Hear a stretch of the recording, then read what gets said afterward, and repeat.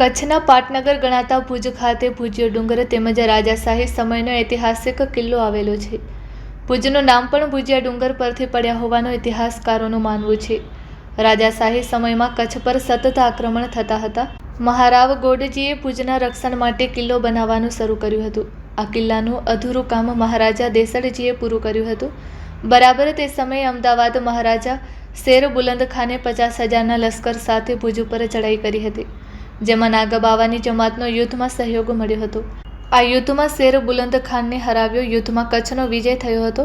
આ વિજય દિવસ શ્રાવણ નાગપંચમીના દિવસે થયો હતો.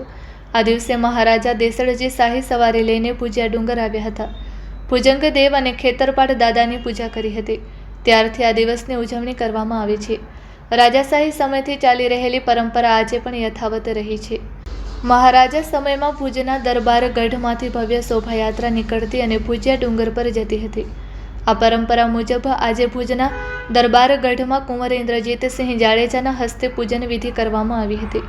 ત્યારબાદ રાજવી પરિવાર ભુજિયા ડુંગર પર જઈને ભુજંગ દેવ અને ખેતરપાળ દાદા પૂજન વિધિ કરવામાં આવી હતી. દર વર્ષની જેમ આ વર્ષે કુંવર ઇન્દ્રજીતસિંહ પૂજા વિધિ કરી લોકમેળો ખુલ્લો મૂકવામાં આવ્યો હતો. એક બાજુ આજે લોકો જૂની પરંપરા અને ઇતિહાસ ભૂલી રહ્યા છે, ત્યારે કચ્છમાં આજે પણ રાજાશાહી સમયની પરંપરા યથાવત રાખી ઇતિહાસને જીવંત રાખી રહ્યા છે. આજની શોભાયાત્રા રાજવી સમય યાદ અપાવે તેવી નહીં, પરંતુ આજના દિવસે રાજવી પરિવાર પોતાના વાહનોમાં ભુજિયા ડુંગર જઈને રાજવી પરંપરા મુજબ ભુજંગ દેવ અને ખેતરપાળ દાદાની પૂજા વિધિ કરવામાં આવી હતી. બાઇટ ઇન્દ્રજીતસિંહ જાડેજા, કુંવર, કચ્છ સ્ટેટ.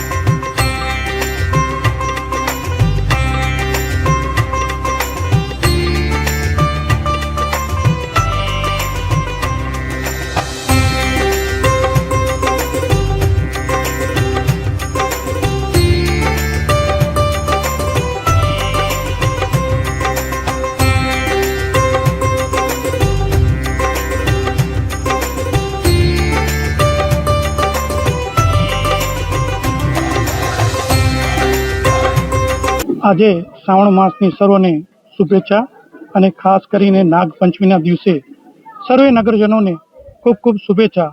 શ્રાવણ માસની આ નાગપંચમી એ ભુજની કચ્છ માટે એક અનેરો દિવસ છે અને ખરેખર કચ્છના લોકોને જ્યારે રાજાશાહી હતી ત્યારે તો કચ્છના દરેક વર્ગના લોકો, દરેક વર્ણના લોકો કચ્છના રાજ પરિવાર સાથે રહેતા હતા.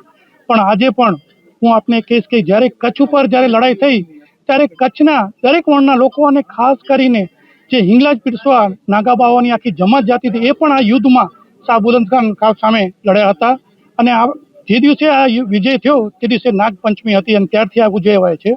અને ખાસ કરીને આપના દ્વારા એ જ કહીશ કે આપણી પરંપરા અને આપણા તહેવારો આપણે ભૂલવા ન જોઈએ. જ્યારે લોકશાહી છે છતાં પણ આજે રાજાશાહી પરંપરા પ્રમાણે અમે આ પૂજા અર્ચના નિભાવી રહ્યા છીએ. આભાર.